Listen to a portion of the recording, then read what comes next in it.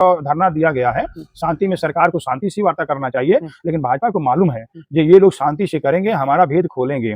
इस नाते भाजपा चाहती डंडा से, लाठी से, सरिया से, चाकू से मार करके इनको कैसे, इन लोगों से यहाँ पर कोई बिल्ला भी नहीं है, वो भी लोग बाहरी आतंकवादी लोग जुट गए हैं। लोग सरिया, राड, हथियार, कट्टा, चाकू से लेकर के छात्र और बच्चों पर, भारत के भविष्य पर ये जानलेवा हमला किया जा रहा है। जो लाठीचार्ज नहीं कहते हैं इसको, एक जानलेवा हमला। लोग अपनी मांगे न मांग सके एकदम। ये अंग्रेज के शासन में भी शायद इस तरह से नहीं हुआ था जो आज के डेट में हमारे बीजेपी शासन में ये हो रहा है देखने को मिले। कोई मीडिया नहीं दिखा रही है, तो सोशल मीडिया दिखा रही है। ये तो सोशल मीडिया यूट्यूब का चैनल न हो तो कोई सच्चाई को जान ही नहीं सकता है। और यहाँ के भारत की मीडिया सब बिक चुकी है, इनको विदेश में भी कोई इज्जत नहीं है, भारत में कोई इज्जत नहीं है। मीडिया बिक चुकी है, पुलिस बिक चुके हैं, अधिकारी बिक चुके हैं, सब लोग। तो हमने एक सवाल किया कि जो विधायक, सांसद, मंत्री के बच्चे आज सरकारी स्कूल में ना पढ़ के प्राइवेट स्कूल में पढ़ते हैं और अपने विधायक, सांसद अपने जनता के बीच जाते हैं तो बोलते हैं कि सरकारी स्कूलों में हम ये व्यवस्था लाएंगे, वो व्यवस्था लाएंगे। तो इस बड़ी बड़ी बातें करते हैं कि धरातल पे काम। आप समझिए, जैसा कि चाहे उस सपा का नेता हो, बीजेपी के विधायक हो, चाहे सपा विधायक हो, चाहे कांग्रेस का विधायक हो, चाहे किसी के विधायक हो, उससे पूछिए आपके बच्चे क्या सरकारी स्कूल में पढ़ते हैं क्या?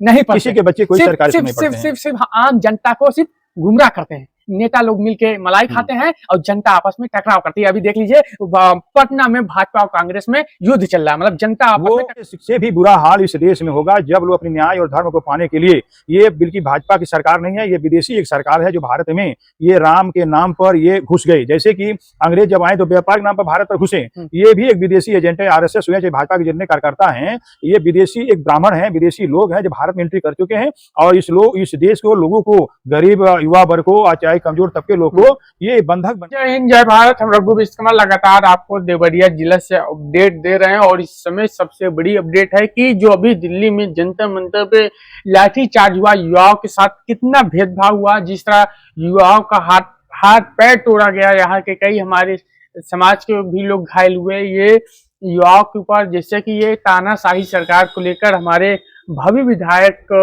सुरेश विश्वकर्मा जी हैं, बहुत बहुत स्वागत है सर। आपका भी बहुत बहुत स्वागत है जी, और हमारे श्रोता गोड़ को भी बहुत बड़ा स्वागत है। और इसी साथ मैं ये कहना चाहता हूँ जिस देश में संविधान कानून समाप्त हो चुका है, क्योंकि लाठीचार्ज तो भाई संविधान में है, मगर यहाँ पर तो सरिया और राड से लोग मार कर रहे हैं। उनके केंद्र सरकार की जो पुलिस है ना, जो फोर्स है, बिल्कुल वो आतंकवादी बन चुके हैं, जिनके नाम पर कोई बिल्ला भी नहीं है। वो भी लोग बाहरी आतंकवादी लोग जुट गए हैं। लोग सरिया, राड, हथियार, कट्टा, चाकू से लेकर के छात्र और बच्चों पर, भारत के भविष्य पर ये जानलेवा हमला किया जा रहा है। जो लाठीचार्ज नहीं कहते हैं इसको, एक जानलेवा हमला।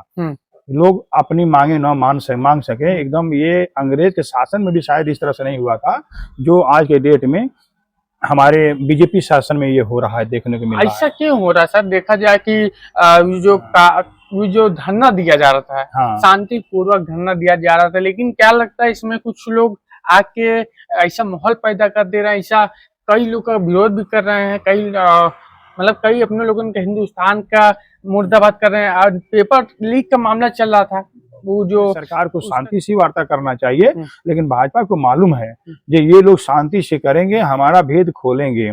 इस नाते भाजपा चाहती डंडा से, लाठी से, सरिया से, चाकू से मार करके इनको हम कैसे, इन लोगों से यहाँ से भगा दें। अच्छा विधायक जी, एक बताइए, धर्मेंद्र प्रधान जो लोग इस्तीफा मांग रहे हैं, उससे वे अपनी बिटिया को जो है बाहर विदेश में पढ़वाता है, तो यही तो बात है। क्यों पढ़वाता है? देखिए, इसलिए पढ़ाता है, ये वो केवल धर्मेंद्र प्रधान ही नहीं पढ़ाते हैं, भारत के जितने नेता हैं सबके बेटी बिटियां सब विदेश में पढ़ते हैं, क्योंकि विदेशों की शिक्षा बढ़िया है। हमारे यहाँ एक शिक्षा बिल्कुल वंचित है, शिक्षा मिलता नहीं है। कोई शिक्षा की बात करता है तो उसको लाठी या डंडे से पिटाई होती है। ये सदियों से चलती है, क्योंकि अब जब शिक्षित हो जाएंगे ना तो मजबूरी है जो अपने हक और न्याय मांगेंगे, तो सरकार अपने हक न्याय नहीं देना चाहती है। विधायक जी का जो कहना का उद्देश्य आप समझिए, जैसा कि चाहे उस सपा का नेता हो, बीजेपी के विधायक हो, चाहे सपा विधायक हो, चाहे कांग्रेस का विधायक हो, चाहे किसी के विधायक हो, उससे पूछिए आपके बच्चे क्या सरकारी स्कूल में पढ़ते हैं क्या?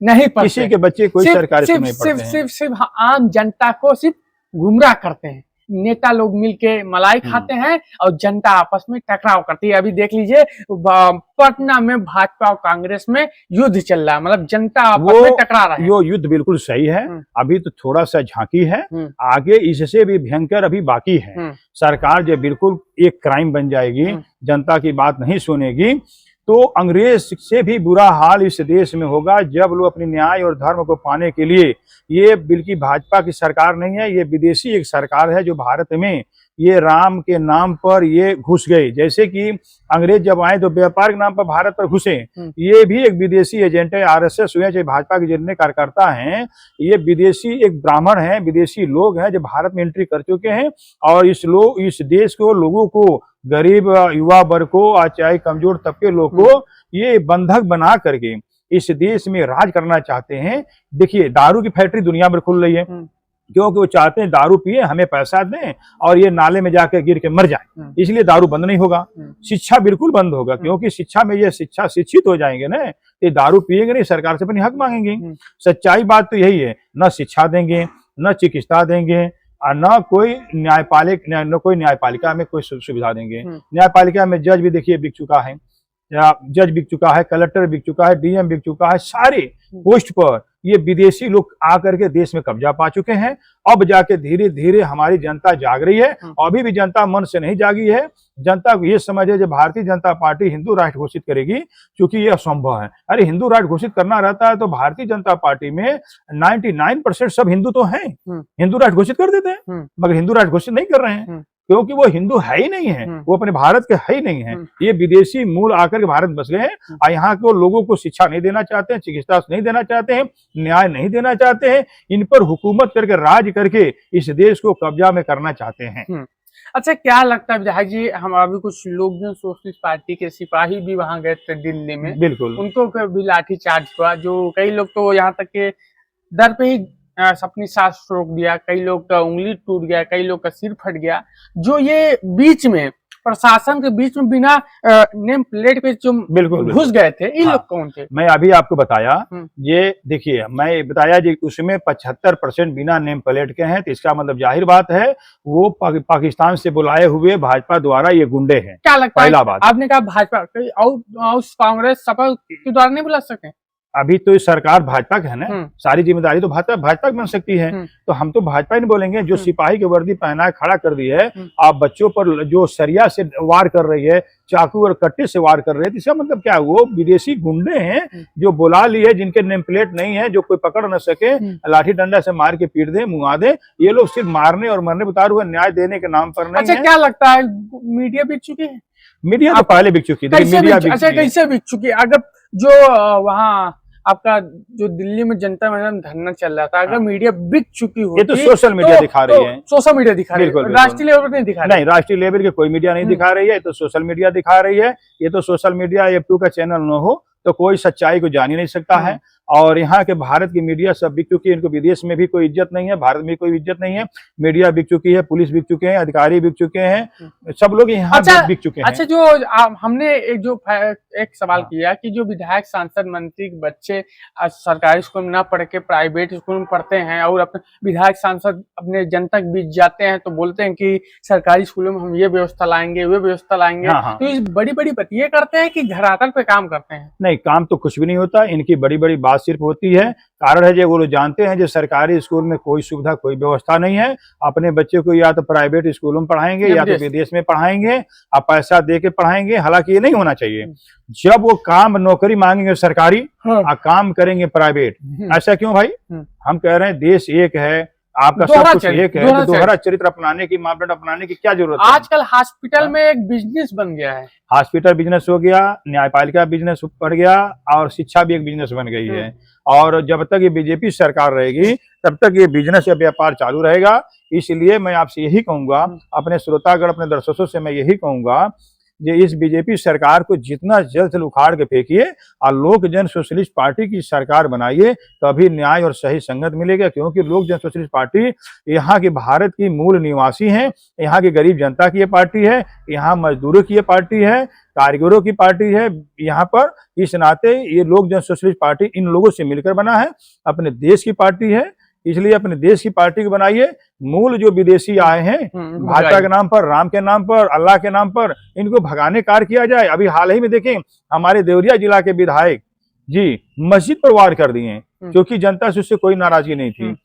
देवरिया के मस्जिद को गिराया गया, हॉस्पिटल को, कितने माल को, हॉस्पिटल को कई जगह बदनाम किया गया। हमारे मंदिरों को तो गिरा दिया हाँ, जा रहा है। मंदिर भी गिराया जा रहा है। तो मस्जिद मंदिर गिरा करके हिंदू मुस्लिम जब तक नहीं लड़ाएंगे ना, तब तक भाजपा सरकार सत्ता में नहीं आने वाली है। क्योंकि भाजपा सरकार सिर्फ एक ही मुद्दा है, फूट डालो, हाँ, फूट डालो और राज करो। जैसे अंग्रेजों ने आया भारत पर, फूट डाला, राज किया, हिंदू मुस्लिम लड़ाया। अंग्रेजों का ठीक ये दूसरा मापदंड चेहरा है, जे हिंदू मुस्लिम को लड़ा दो और शिक्षा मत दो, शिक्षा से वंचित करो, न्याय मांगे तो लाठी दो और इस देश में राज करो, हावी रहो। और इनको जीएसटी के नाम पर, सर्विस टैक्स के नाम पर इनको हर तरीके से लूट खसोट जारी रखो। बिल्कुल।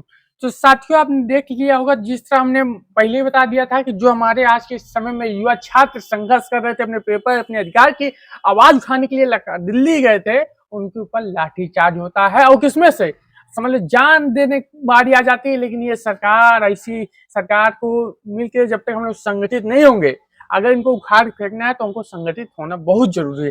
तो आपके बीच रघु विश्वकर्मा। जय हिंद, जय भारत।